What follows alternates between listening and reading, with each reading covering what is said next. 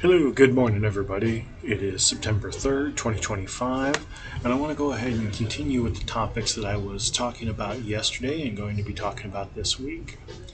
And it's the rising costs and the falling prices, basically the squeeze of the farmer and the consumer.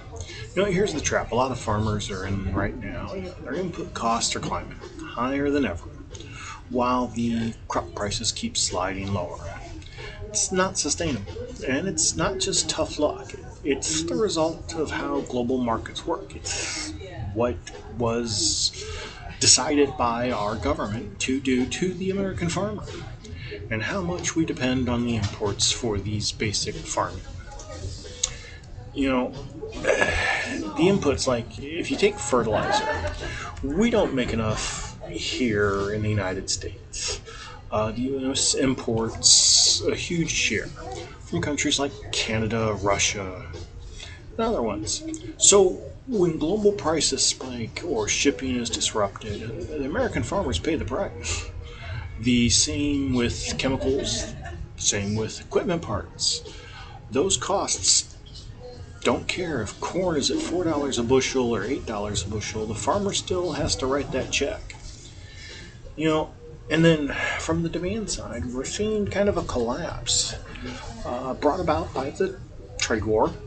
Now pair that with the weak demand, from exporting slowing down. Say China decides to buy all their beans from Brazil instead of the United States. That means less grain moving, excuse me, less grain moving out of the United States. Fewer buyers means lower prices here at home. So while the farmer's fertilizer bill doubled, their corn and beans are selling for much less than they did last year. And that's brutal math. Input costs up, sale prices down. Large operations can sometimes ride out the storms. They buy inputs in bulk, they negotiate better shipping rates, they spread the costs over thousands of acres. But the small to mid-sized farms, they don't have that buffer. Every dollar in extra fertilizer cuts straight into the bottom line. And when the grain check comes in, smaller, there's no room to wiggle. That's how family farms get pushed off the map.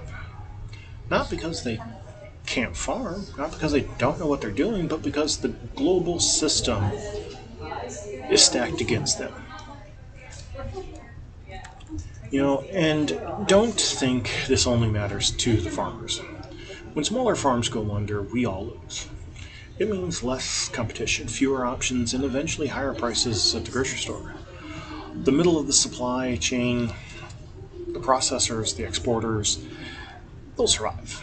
But when the foundation cracks at the farm level, it's only a matter of time before consumers feel it in their checkout line at the grocery store.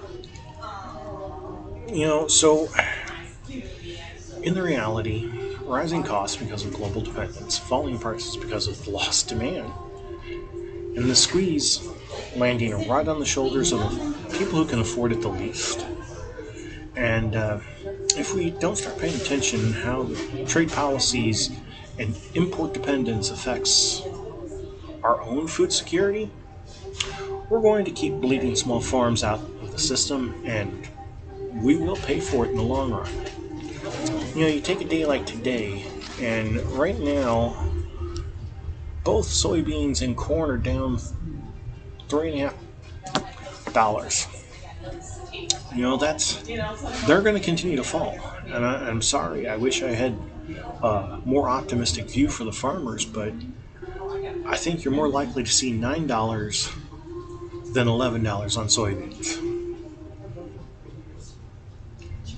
With the amount of storage that's already in the system, with the amount of contracts that China has already sent to Brazil, our normal peak for China exports is between the end of harvest, say mid-October through the beginning of January. China's already booked salad with Brazilian beans for October, and pretty close to being booked solid for November. So we're looking at a situation where we don't have those beans to sell. Sorry, they don't have the beans to buy. So don't expect your prices to increase